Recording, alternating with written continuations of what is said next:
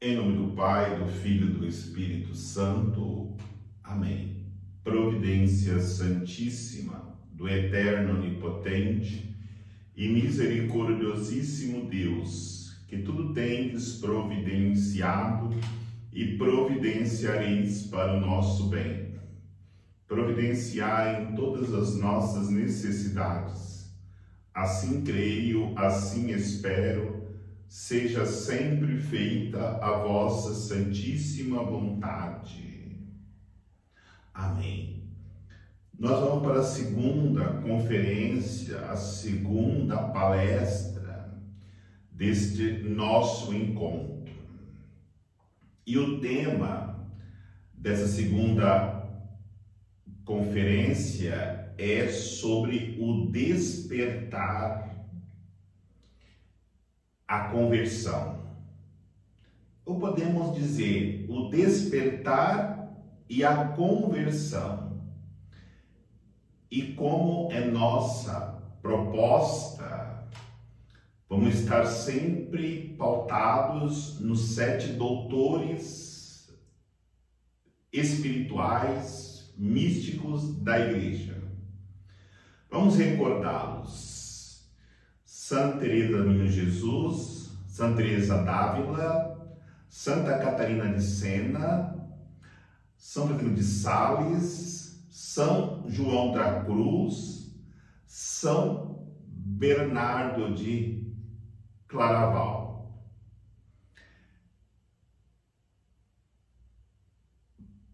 Eu queria, antes de iniciarmos a palestra em si, me voltar para uma realidade ou algo que acontece na Bíblia, em um gesto que passa muito despercebido. E esse gesto, conforme ele é realizado, ele é feito, demonstra um despertar da conversão. O gesto é o beijo. Nós lembramos o beijo de Maria, que depois ela ainda unge Jesus com o perfume, o nardo, caríssimo, raríssimo, e ela beija os pés de Jesus. O despertar da conversão inicia-se nesse primeiro beijo. O beijar os pés de Jesus em sinal de arrependimento de todos os pecados passados e querer de fato mudar de vida. Depois temos o outro beijo que a Bíblia não narra e hoje se realiza para beijar as mãos dos papas, como também as mãos dos neossacerdotes, simbolizando ali que ali está um homem consagrado, está umas mãos consagradas.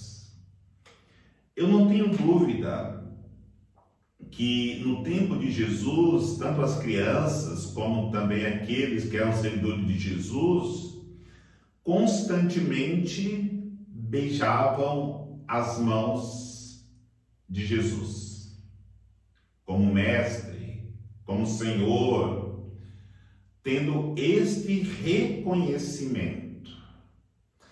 Eu quero só recordar, quando Maria beija os pés de Jesus, é o símbolo de alguém que quer iniciar uma caminhada, despertar dentro de si o desejo de um dia atingir a santidade de vida. Então, é uma caminhada para entrar na primeira morada.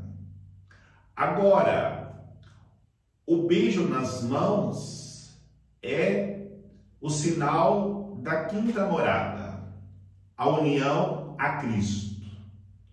Alguém que já tem uma certa intimidade, que já está unido a Ele.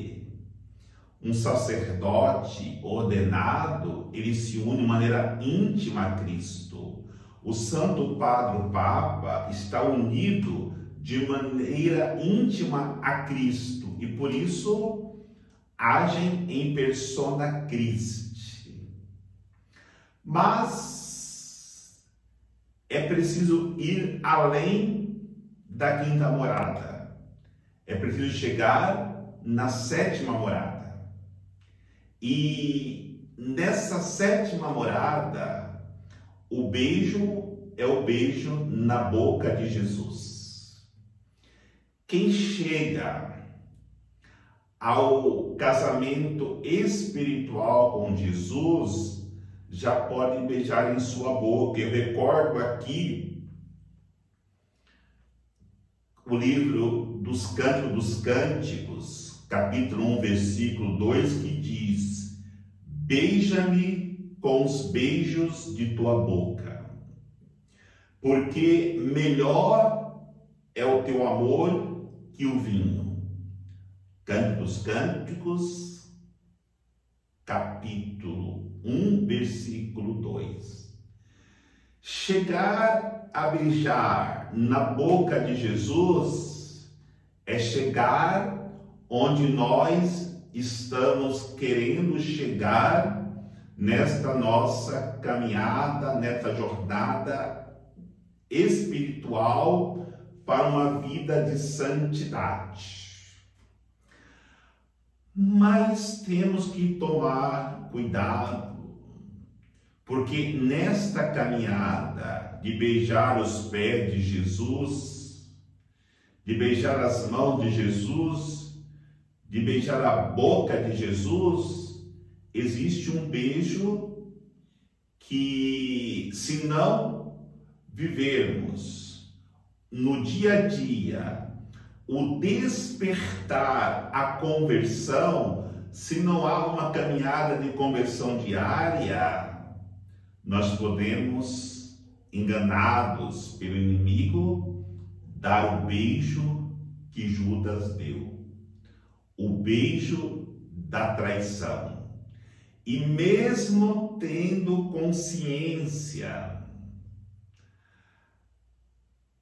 da situação que Judas chegou, quantos leigos, quantos consagrados, com tantas consagradas, quantos sacerdotes e até bispos deram este beijo da traição em Jesus Cristo.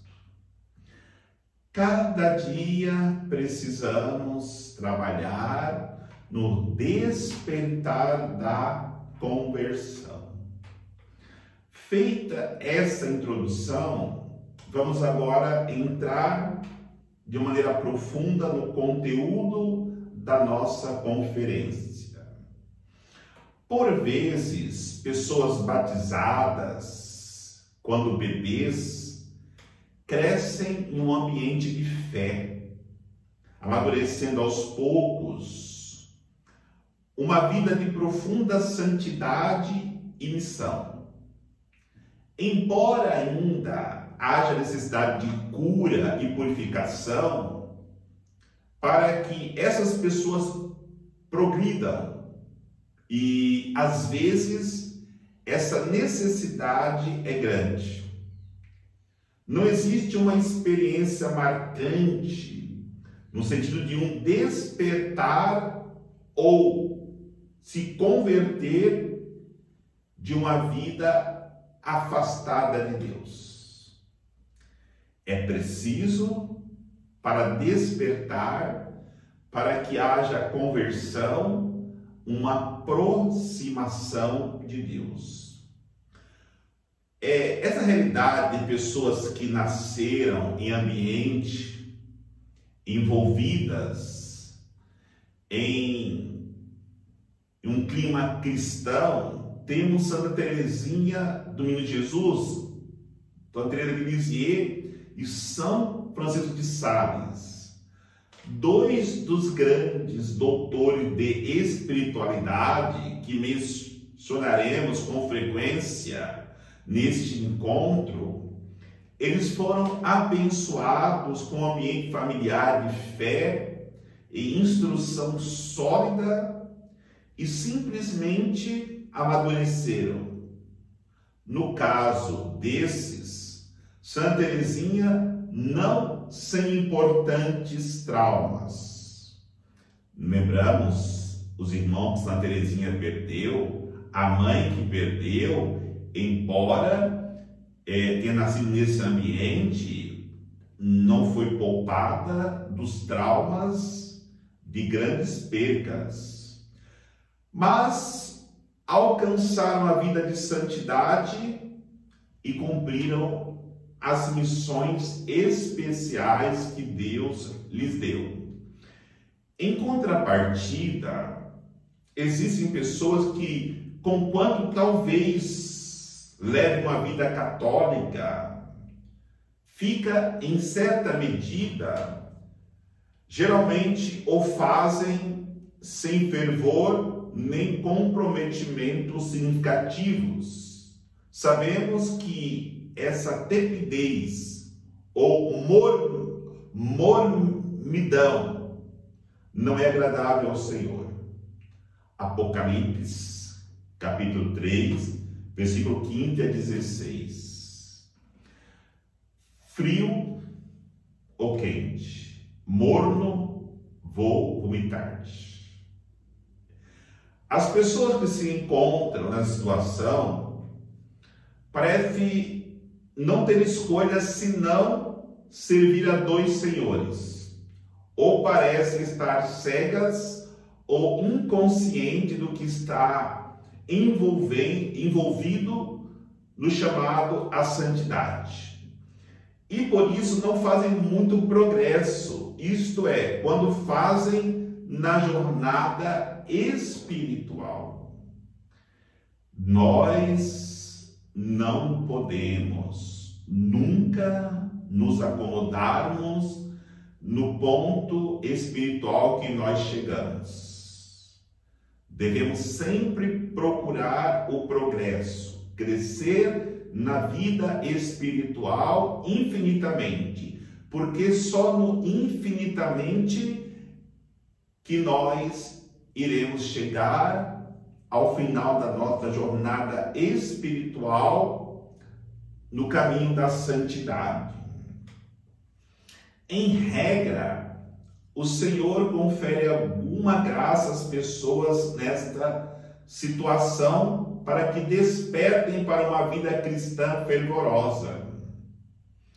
Santa Teresa d'Ávila dá testemunho que ela era uma dessas pessoas mornas que o Senhor precisou despertar para que voltasse a fazer progresso significativo na jornada espiritual. Porém, há pessoas vivendo longe do Senhor que precisam de mais que um despertar ou redespertar. Algumas podem estar vivendo nas profundezas da descrença e em absoluta sujeição a pecados sérios. E quando eu falo isso, quando a santa fala isso, não está falando de pessoas que não conhecem a Deus, de pessoas que não vão à igreja. Isso acontece em pessoas até mesmo de comunhão diária, pessoas consagradas, e olhe lá, até sacerdotes que vivem esta realidade de escuridão profunda por causa que fez do pecado um projeto de vida. Outras talvez tenham praticado a fé em certa medida em determinada época da vida, mas por inúmeras razões se afastaram. Outras ainda, talvez, jamais tenham ouvido o Evangelho ou sido batizadas, não iniciando a jornada espiritual. Estas sim, não ouviram o Evangelho, não foram batizadas, são chamadas a serem evangelizadas para descobrir essa caminhada, essa jornada rumo à santidade. As pessoas nessas situações, Deus em sua misericórdia confere graça suficiente para promover uma conversão ou reconversão. Santo Agostinho dá testemunho de que esse foi seu caso. Na próxima, se eu não me engano, conferência, vamos ouvir sobre o despertar e a conversão de Santo Agostinho. Começo e recomeço são importantes na vida espiritual. É difícil recomeçar depois da queda. Se começar é difícil, recomeçar é mais difícil ainda. Porque depois de toda a jornada, nós caímos no lodo e o orgulho, e a preguiça, e a vergonha de recomeçar tudo novamente. Mas essa frase é fundamental para darmos forças, coragem para recomeçar. Começo e recomeços são importantes na vida espiritual. Aprende-se lições sobre o pecado e a graça, sobre nossos esforços e a misericórdia de Deus, lições inestimáveis, não apenas no início, mas ao longo de todo o caminho rumo à união total. E aqui entra algo muito importante que a igreja nos cobra muito, que a comunidade cobra muito, que é a reciclagem. Está sempre renovando, buscando novo, não parar naquela fonte que bebemos lá atrás, porque todas as vezes que a igreja, como fonte, jorra água, ela jorra uma água diferente, uma água cada vez mais límpida, para que nós possamos saciar a nossa sede. E é assim que a lição as lições aprendidas no estágio de expiação da jornada continuará a moldar e lapidar nossa alma. Nunca devemos parar de deixar Deus ir lapidando as nossas almas. O despertar para Deus através do testemunho de Santa Teresa d'Ávila. Santa Teresa nasceu em 28 de março de 1515, na cidade de Ávila, na Espanha, em uma devota família católica. Santa Teresa d'Ávila teve 11 irmãos, e o pai havia contraído novas núpcias após a morte da primeira esposa, quando ficara viúvo. Quando a santa era adolescente, com 13 anos, a segunda esposa do seu pai, também morreu. Então, Santa Teresa pediu a Maria, a mãe de Jesus, que fosse sua mãe também. À medida que Santa Teresa crescia, o pai sentiu que a filha jovial e atraente precisava de um ambiente mais protetor e enviou a uma escola em um convento quando a jovem tinha 16 anos.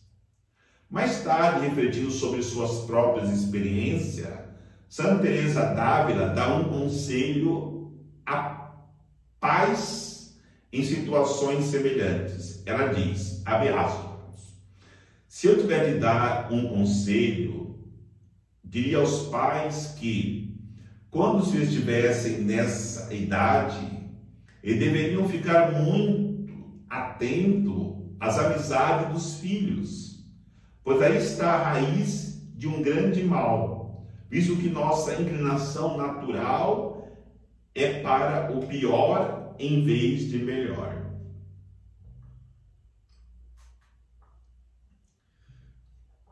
Podemos dizer que até a metade do século XX, esse conselho era acolhido pelos pais. Hoje é bem mais difícil, porque infelizmente os filhos perderam a referência de pais. Com algumas exceções, a maioria dos filhos não tem mais referência. Mas essa preocupação do pai e da mãe Santa Teresa de encaminhá-la para o caminho que não corresse o risco da perdição deveria ser ainda hoje uma prática comum entre os pais na educação dos filhos. Só que lá no convento foi despertando a vocação de Santa Teresa. Impressionada com uma das freiras dali, Santa Teresa conclui que a melhor maneira de salvar sua alma, provavelmente, seria entrar para um convento. O que ela fez quando ela tinha 20 anos de idade? Ela entrou para o convento carmelita da Encarnação em Ávila, que era grande, mas, no entanto, não era muito rígido nas suas normas, na vivência das constituições. Lá havia um imenso ir e vir de freiras e visitantes. E as diferenças sociais e econômicas eram cuidadosamente preservadas. Algumas freiras tinham todo um conjunto de aposentos, tinham as mordomias, tinham servos ao seu dispor, escravos, animais de estimação, ao passo que outras ficavam em celas simples. Santa Teresa começou a sua vida no convento com razoável fervor. Por vezes, ela chegava mesmo a vivenciar a oração de união, que seria, na sua classificação, a quinta morada. Mas só que ela não se deixou levar por esta situação que apresentava uma diferença entre as que viviam obrigatoriamente pelas condições que lhe davam uma vida de pobreza, enquanto outras viviam, como eu havia colocado, numa vida mais com abundância de coisas. E aí é importante nós entendermos isso. O caminho da santidade, nós precisamos da comunidade, mas a nossa caminhada, jornada espiritual para a santidade depende das nossas escolhas. Todo religioso, toda religiosa, ou todos conhecem as regras, as constituições. Não é porque a outra não está vivendo que eu vou me unir a ele. a minha responsabilidade é pegar as contrições e vivê-la tal ela nos apresenta, com as suas obrigações e com os direitos que ela me dá. Ninguém tem direito, seja superior, seja consagrados, quem está chegando agora, de mitigar as constituições. Porque na hora que alguém começa a mitigar as constituições, é porque já está se perdendo na sua vocação, no seu caminho à santidade. O meio que Deus usou para chamá-la outra vez a si, desse caminho de perdição que ela estava se encaminhando, foi uma pequena estatueta que mostrava seus sofrimentos quando estava prestes a ser crucificado. Vamos perceber que nos escritos de Santa Teresa d'Ávila, ela destaca várias vezes a sua devoção, a sua meditação, a sua contemplação do mistério da paixão de Jesus. Ela entrava em êxtase quando ela se colocava em contemplação ao crucificado, vivendo assim a sua paixão de maneira muito profunda. Enquanto meditava sobre aquilo que Cristo havia sofrido por ela, a santa pediu com fervor a graça de uma conversão mais profunda, graça que ela vivenciou e que a trouxe de volta à jornada espiritual. Pouco depois, ela leu as Confissões de Santo Agostinho. Eu tinha mencionado que ela tinha tido contato com esta obra de Santo Agostinho, que haviam sido recém-traduzidas para o espanhol. Assim, Deus usou o testemunho de Santo Agostinho para consolidar o despertar que ocorria em Santa Teresa. Esse despertar ocorreu em 1554, quando ela tinha quase 40 anos de idade. Então percebemos, ela entrou com 16 anos para o colégio, 20 anos despertou a sua vocação, ela ficou muito tempo numa vida morna. Ela está com 40 anos que ela teve um encontro com a estatueta do crucificado, que viu o redespertar a sua vocação à santidade. Santa Teresa começou a concentrar-se devotamente em amar e servir ao Senhor. E 8 anos mais tarde, aos 48 anos, em 1562, vivenciou um noivado espiritual, que seria, na sua classificação, a 6ª morada, de que ela fala em sua descrição das moradas.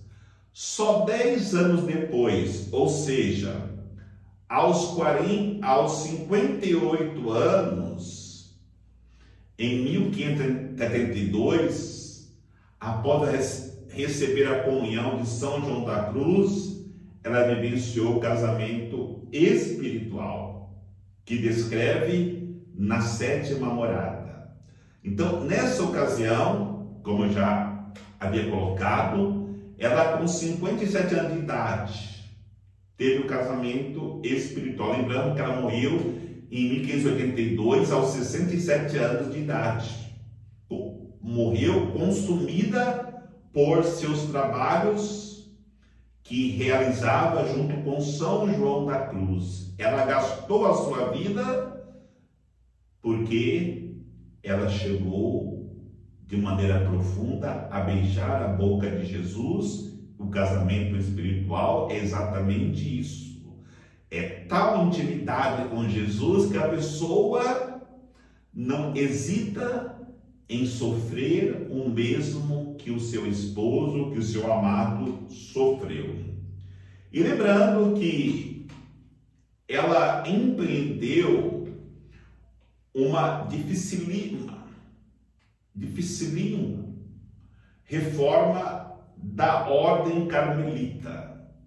Não foi fácil.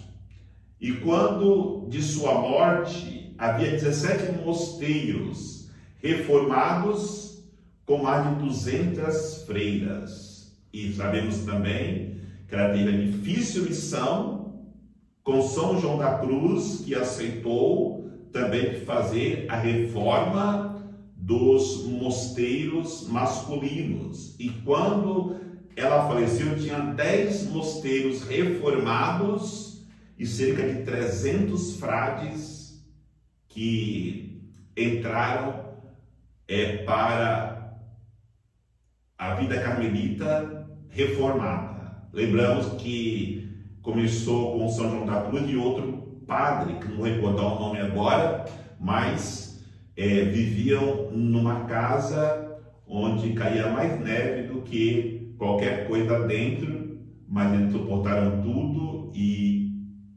vemos agora como a perseverança no caminho da santidade produz frutos. 10 mosteiros com 300 frades, quando ela morreu, em 1582, com 67 anos de idade. Mas vamos conversar, falar o que impedia, nesse tempo que ela ficou dando volta no deserto, o progresso de Santa Teresa d'Ávila.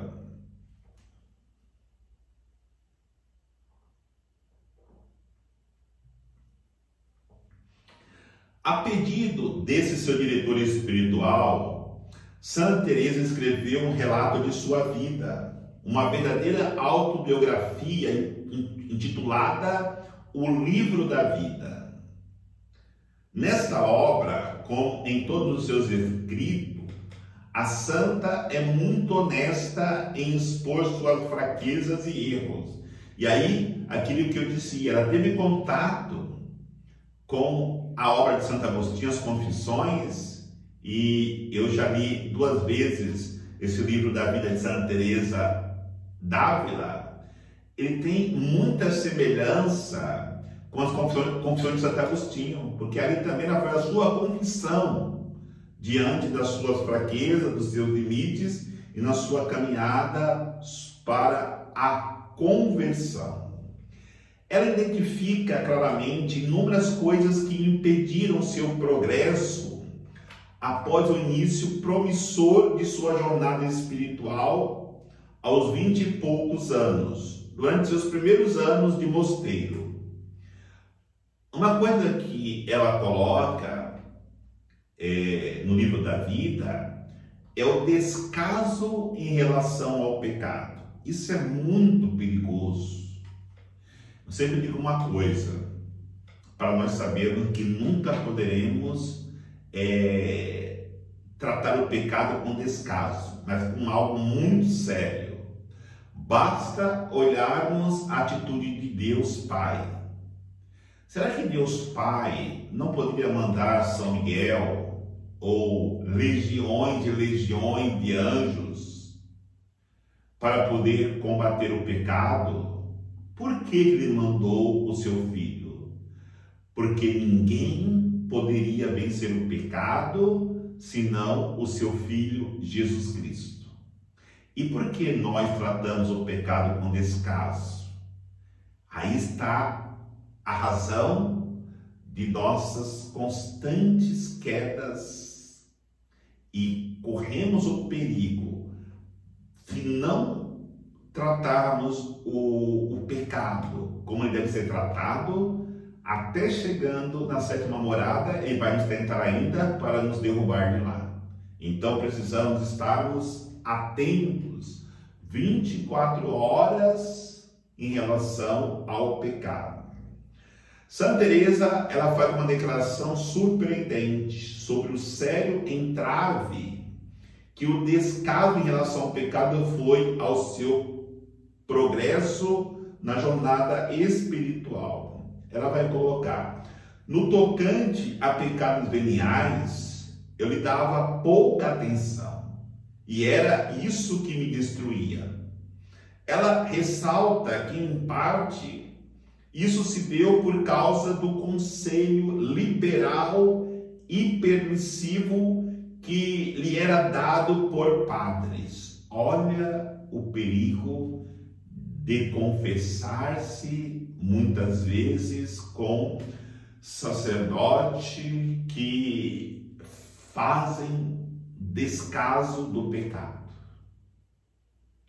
Eu até, nas minhas aulas de direito canônico para os alunos de teologia, eu sempre coloco para eles a importância de estudar e estar atento nas aulas de teologia moral. Moral sexual, moral matrimonial e todas as áreas da moral. É importante porque essa área da teologia, estamos na teologia, vai ajudar o sacerdote a orientar bem as pessoas nas confissões. Deixar claro o que é pecado venial, o que é pecado mortal, ajudar as pessoas nas suas consciências a ter o remédio na dosagem certa para a sua enfermidade espiritual. Então ela vai dizer, o que era pecado venial, eles diziam não ser pecado. E o que era sério pecado mortal, eles diziam ser venial. Já aconteceu isso comigo, como padre, confessando com outro padre, e ao contar dos meus pecados, ele dizia, isso aí não é pecado. No máximo, isso aí é uma realidade de consciência. Não. Devemos sempre respeitar o sentimento de uma pessoa que está numa jornada espiritual para a santidade e ajudá-las nas suas necessidades espirituais de conversão. E ela vai dizer, isso me prejudicou muito.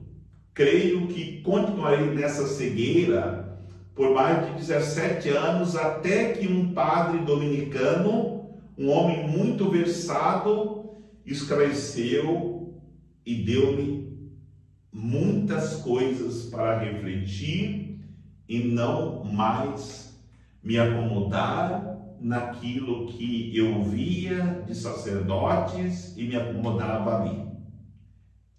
Houve um despertar para a conversão de Santa Teresa. Ao mesmo tempo, porém, Santa Teresa reconhece que devia ter tido consciência instintiva do que era realmente certo e errado. Na nossa caminhada espiritual, eu sempre digo, que quando cometemos um pecado, que nós sabemos que vai prejudicar a nossa caminhada espiritual, acende no coração e na mente uma luzinha vermelha. Que essa luzinha vai ser apagada novamente quando nós formos na confissão e lavarmos nossas almas. Então isso é instintivo. E ela dizia, eu deveria ter essa realidade instintiva de que eu precisava me lançar de maneira mais profunda nessa busca de conversão, nessa busca de maior luta contra o pecado. E talvez houvesse algo nela que a fizesse aceitar tais conselhos com demasiada facilidade. Nós temos essa tentação e procurar um sacerdote que não irá ser muito duro nas suas orientações ou nas suas penitências. Ou seja, eu estou com um tumor e coloco metiolate para poder curar aquela ferida. Não. A dosagem do remédio tem que ser bem maior. Quando nós, como diz a Santa Teresa d'Ávila aqui, eu aceitava o conselho para não precisar de uma conversão maior, eu enganar-me a mim mesmo. Ela descreve com clareza o que quer dizer. São cautelosas e atentas. Isso é muito importante. Até perceber, diz que estás fortemente determinadas a não ofender ao Senhor e que preferireis perder 1000 vidas a cometer pecados veniais, isto é, advertidamente. Pois, do contrário, quem poderá não cometer muitos deles? Por mais que nós busquemos a perfeição, estamos caindo constantemente em pecados veniais. Mas tem pecados veniais que você comete conscientemente. E tem pecado por causa da distração venial que nós acabamos caindo. Então, ela faz a distinção para poder dizer que nós não podemos consentir nem em pecados veniais. Quando as Escrituras dizem que o justo cai 7 vezes e levanta-se, Provérbios 24:16, Santa Teresa entende a passagem como uma referência a uma pessoa essencialmente justa que comete pecados leves, veniais, de forma inadvertida. Ela acredita que tais faltas inadvertidas podem acompanhar-nos em certa medida durante toda a vida, mesmo que estejamos progredindo na jornada espiritual. Porque entendamos uma coisa: um pecado venial, consciente e inconsciente. Eu vou na missa, saio 15 minutos antes, programado para eu chegar a 15 minutos e me preparar para a missa. No meio do caminho, um superior ou uma pessoa lá na rua que eu encontro pedindo minha ajuda, eu ajudo aquela pessoa, ou escuto para não pecar contra obediência, o superior, vou e faço as coisas e chego na missa, já está no ato penitencial. Ou já se vê o nome da cruz, o nome do Pai, do Filho e do Espírito Santo. Esse é um pecado venial inconsciente. Eu me programei para não fazer aquilo. Mas se eu sei que a missa é 5 horas da tarde, eu saio 5 para 5 ou 10 para 5, conforme a distância, e chego atrasado, isso é um pecado venial consciente. Porque eu não me programei, sabendo que eu poderia chegar atrasado na missa. Então, só um exemplo para nós entendermos o que seria esse pecado venial por inadvertência ou pecado venial consciente. Nesse sentido, Santa Teresa nos adverte que por vezes alguém comete um pecado leve e quase que simultaneamente se conscientiza. Esses pecados veniais inadvertidos, embora lamentavelmente comuns, pouco atrapalham a jornada espiritual, quando comparados com a livre escolha de cometer pecados leves. Todas as vezes. A minha aula começa às 8 horas. Eu saio 2 minutos antes de começar a aula. Eu sei que 3 minutos não são suficientes. Ou para o horário da refeição, deixa os irmãos esperando, ou para a missa, ou para o horário da oração. Vai se multiplicando pecados veniais que depois se tornarão pecados mortais, porque cria-se um vício. Então, a sua definição de pecado venial advertido é clara. Vai dizer: parece-me, se num pecado bastante deliberado, quando, por exemplo, viu alguém, diz: Senhor, vós estáis vendo, eu sei que não o quereis, e entendo isso, mas quero seguir meu capricho e apetite mais do que a vossa vontade. Jesus fala no nosso coração: filho, filha, não se atrase para a missa, para a oração. Filho, filha, não come demais nessa hora, que não vai ser bom para a sua saúde. Aí eu digo: Senhor, vós estáis vendo, eu sei que não o quereis, entendo isso, mas quero continuar a fazer o meu capricho. Você está com diabetes, você está com hipertensão, mas eu quero continuar fazendo o meu capricho.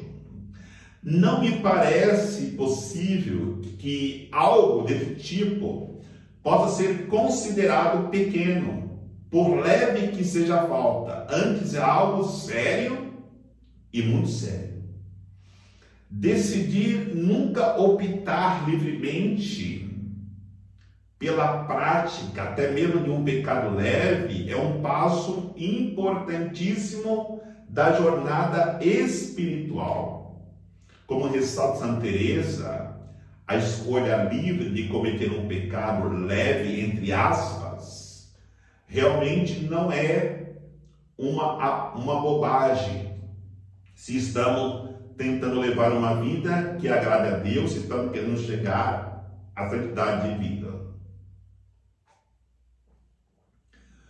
Outra questão que devemos abordar junto com a santa é não evitar as iminentes ocasiões de pecado. Um dos motivos mais comuns para as pessoas não conseguirem progredir na jornada espiritual, na vida de santidade, reincidindo frequentemente nos mesmos pecados, e a falta de discernimento no tocante como evitar aquelas ocasiões que tendem a levar-nos a pecar. Eu costumo, estou até um pouco afastado de fazer caminhada ali no Parque Maurílio Biagi, em Ribeirão Preto, de manhãzinha, e eu fico olhando, aquele parque é cheio de gatos. E tem uma senhora que vai colocar lá ração para o gato, leite para o gato, e as pombas, elas descem ali para comer a ração dos gatos. É isso aqui que estamos falando.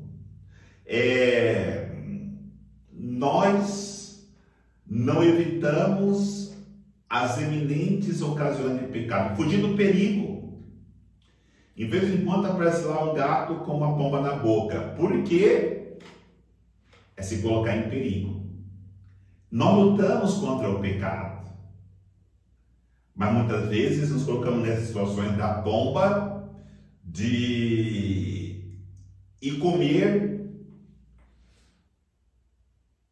no mesmo prato que o inimigo come. Então, ao expor tal situação, ela faz menção a alguns problemas que aqui estava suscetível quando conversava com determinadas pessoas, expressa sua frustração por arrepender-se e mesmo assim não conseguir mudar. E por isso, por muito tempo andou em círculo. Nesses 20 anos andou em círculo, como o povo no 40 anos andava em círculos no deserto. E vendo que não se emendava, dizia Santa Teresa, eu ficava extremamente irritada com as muitas lágrimas que eu derramava por causa das minhas faltas. Pois nem minha resolução, nem a dificuldade que eu enfrentava eram suficientes para impedir-me de colocar-me na ocasião e cair novamente. Caía, confessava e caía novamente. Pareciam-me lágrimas fingidas. O verdadeiro problema estava em não chegar à raiz das ocasiões, bem como em meus confessores, que pouco ajudavam. Se me tivessem alertado do perigo que eu corria e dito que eu tinha a obrigação de evitar tais amizades, tais situações, creio sem dúvida que eu teria resolvido a questão, pois de modo algum eu teria tolerado estar em pecado mortal um dia sequer, se compreendesse que esse era o caso.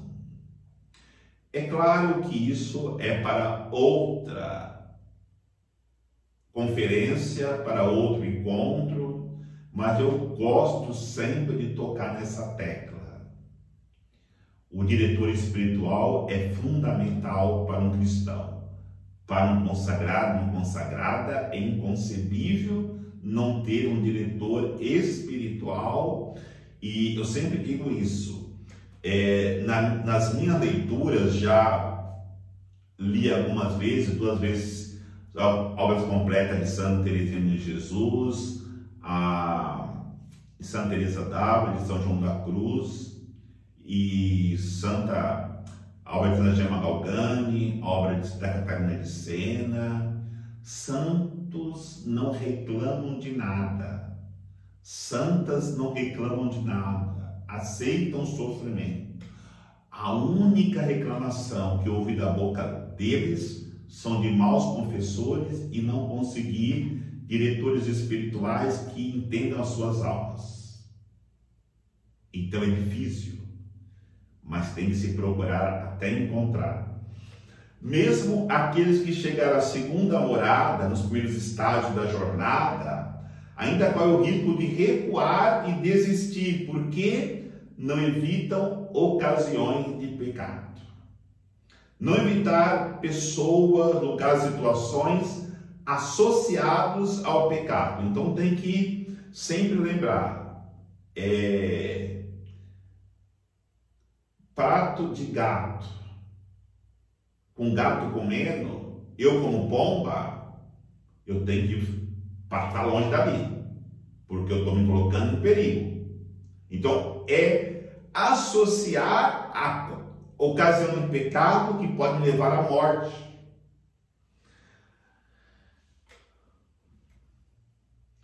Enfraquecer nossa decisão de evitar o pecado, sendo um dos motivos pelos quais muitas pessoas não progridem na vida espiritual.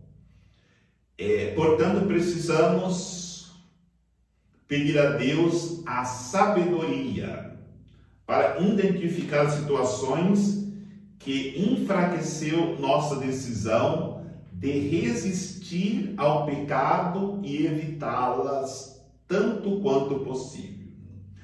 Outra questão que trata, que é um perigo também, a santa, é a autossuficiência.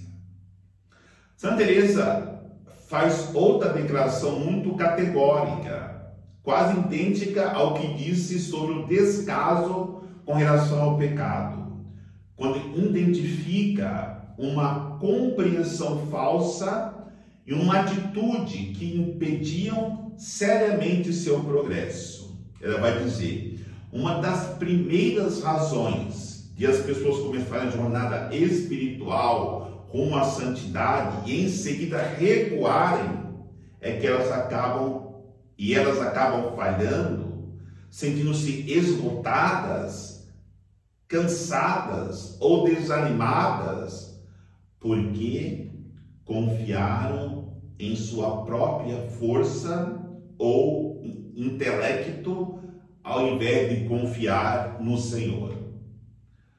Cuidado com a autossuficiência. Eu já refleti várias vezes sobre isso. Nós, com Deus, somos 1 milhão de vezes mais fortes de qualquer inimigo. Mas sem Deus, nós somos 1 milhão de vezes mais fracos de qualquer inimigo. Não deixemos que a autossuficiência fale mais alto do que a ação de Deus em nossas vidas.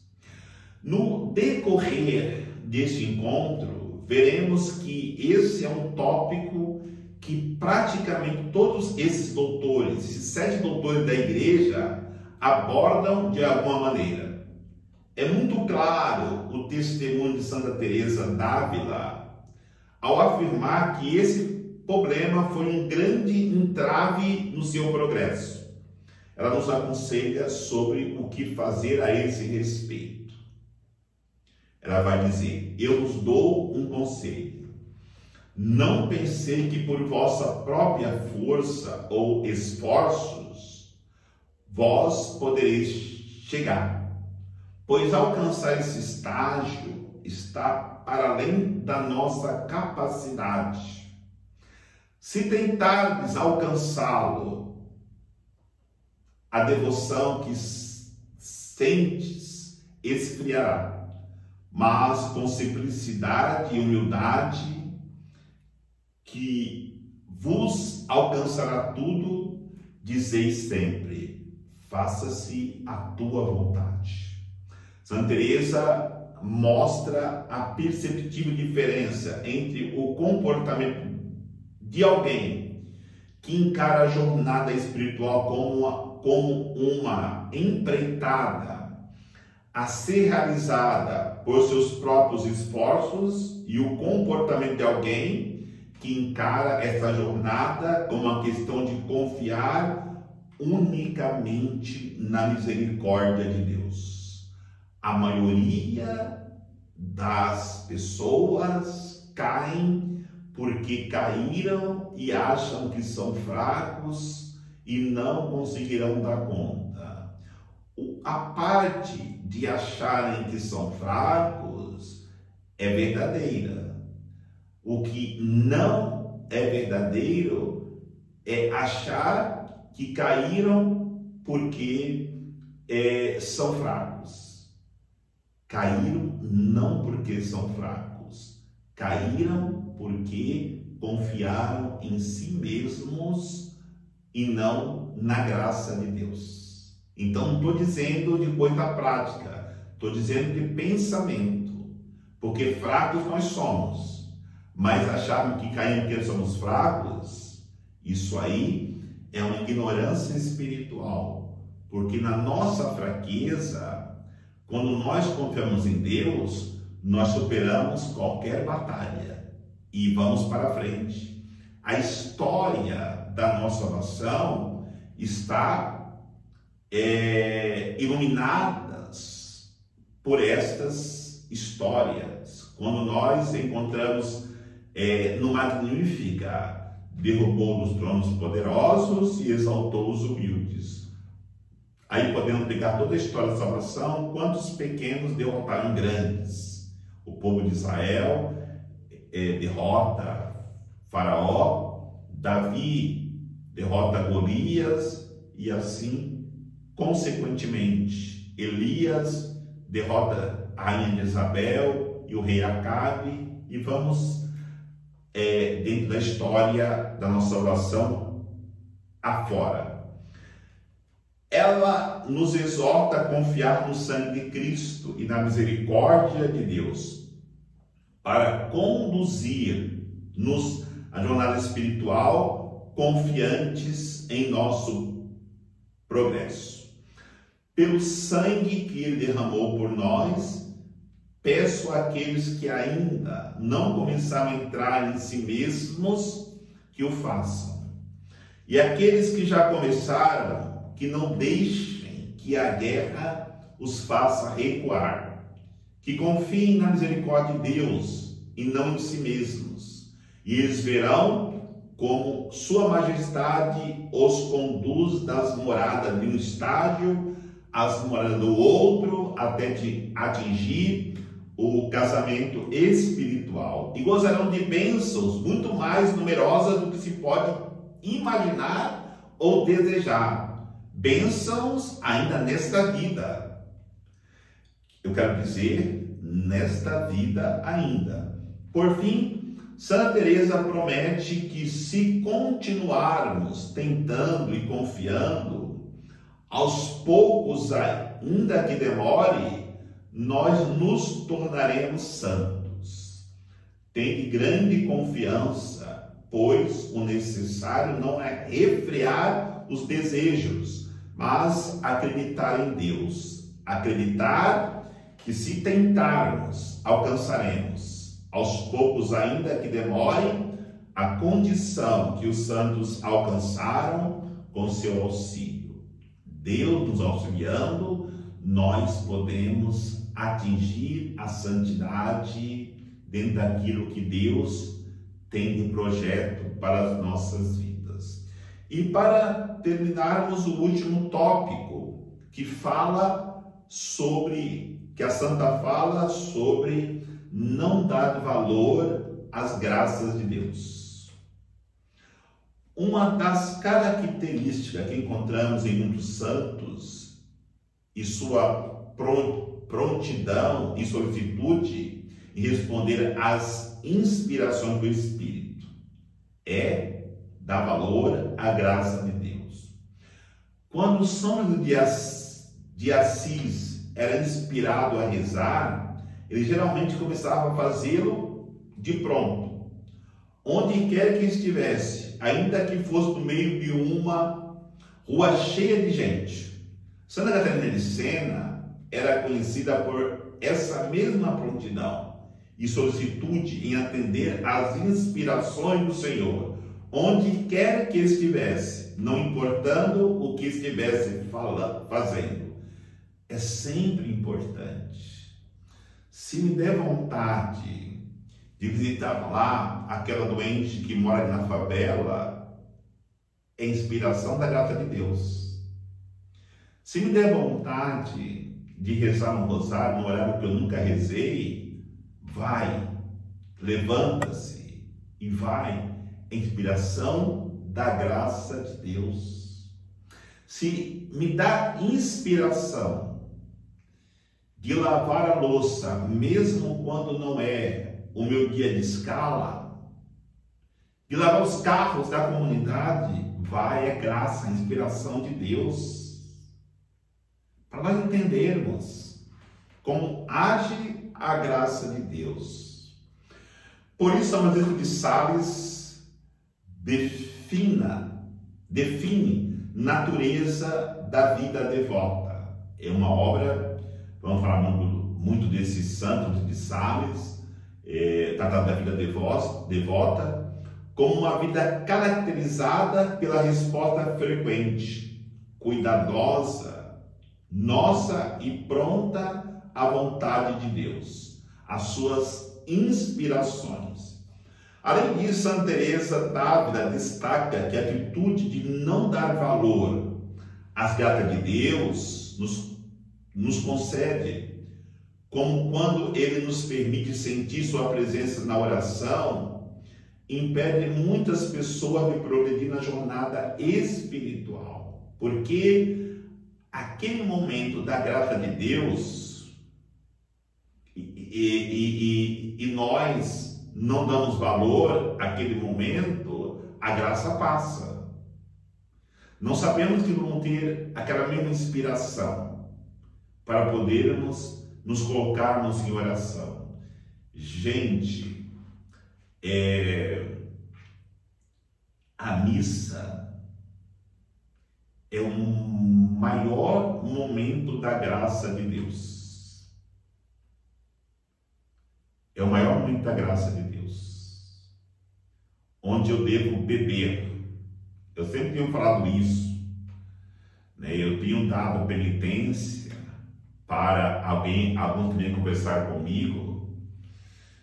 Ali na catedral eu atendo toda terça-feira de manhã, e eu atendo ali porque, para mim, atender confissão é uma graça muito grande, é uma terapia. Mesmo que eu saia cansado de tantos problemas, eu dou a penitência de participar de uma missa, vivendo cada momento de maneira muito profunda, não se distraindo em nada. É uma penitência muito difícil, mas quem consegue viver essa celebração desta maneira da Eucaristia, sai planificado da graça. Só quem já viu isso pode entender o que é participar de uma missa. Desde o nome do Pai, no início da missa, passando pelo ato penitencial, as leituras, a homilia, as fé dos fiéis. Então, nesse mistério, sente mergulhada profundamente na graça de Deus. Uma alma, quem Deus concede tais demonstrações, tem um sinal de que Ele quer lidar muito. Se não for impedir por suas próprias faltas, ele avança muito. No entanto,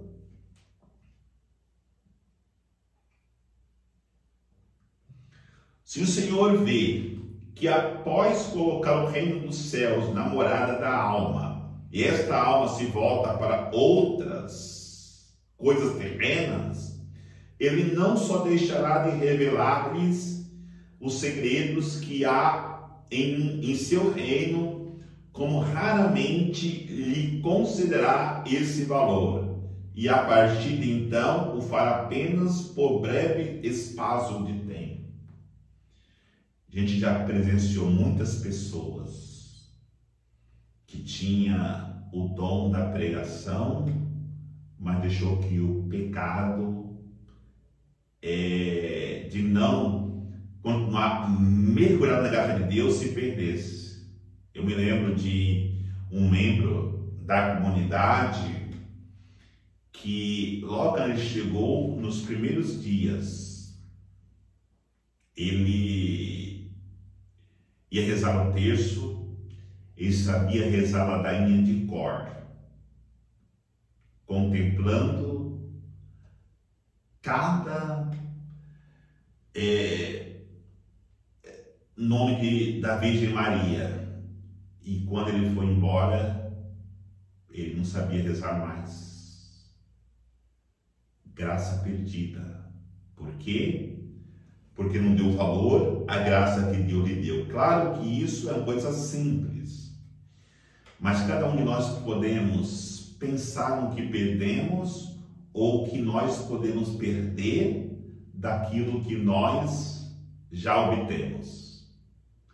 Porque ter a graça de participar de missas diárias, de ter a graça de gostar de rezar as laudes, as vestas, as completas, sem ter peso, de gostar das mortificações que faz, isso tudo é graça de Deus.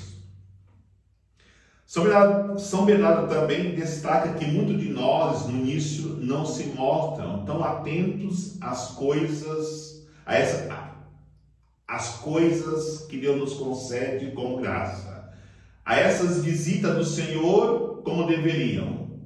Vai dizer,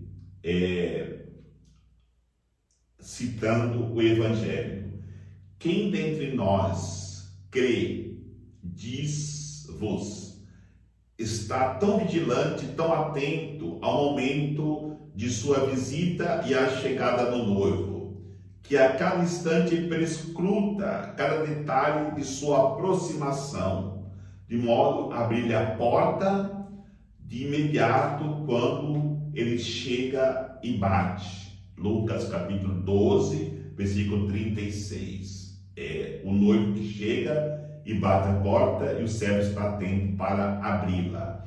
Ainda assim, São Bernardo incentiva-nos a crescer nessa atenção.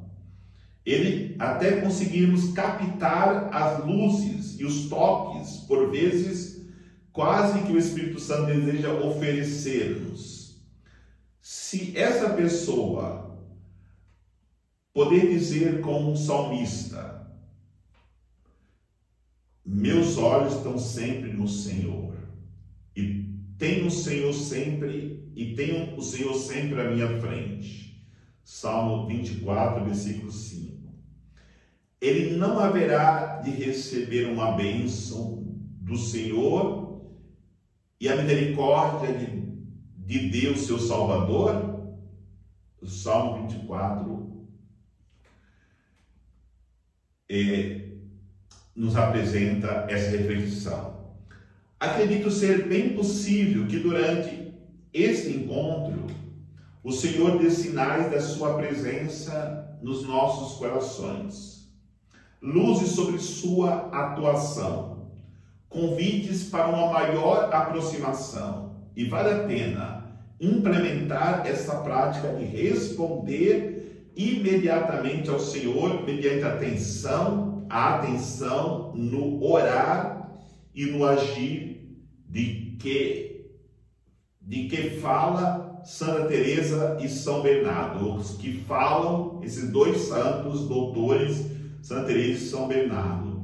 Também é possível que alguns dos ensinamentos dos santos que serão apresentados neste encontro parecem, a princípio, impossíveis, perturbadores, absurdos, desproporcionais, irrealistas ou até mesmo falsos, como a resposta de muitos a alguns dos ensinamentos de Jesus. Nesse caso, eu pediria aos cristãos que farão esse encontro que aumentassem firmes e fizessem a jornada inteira. Pode levar algum tempo para compreendermos o que determinado santo quer dizer com algo que expressa de uma forma enfática ou drástica.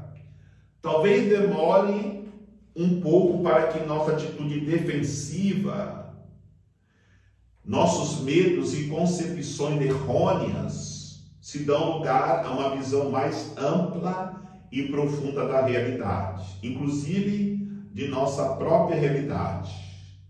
Mas prometo que o esforço de cada um valerá a pena para podermos continuarmos firmemente nessa jornada espiritual no caminho da santidade. Que o Senhor nos abençoe, em nome do Pai, do Filho e do Espírito Santo. Amém. Até a próxima colocação, que será a terceira. Ave Maria, cheia de graça, o Senhor é convosco, bendita sois vós entre as mulheres, bendito é o fruto do vosso ventre, Jesus. Santa Maria, Mãe de Deus, rogai por nós, pecadores, agora e na hora de nossa morte. Amém.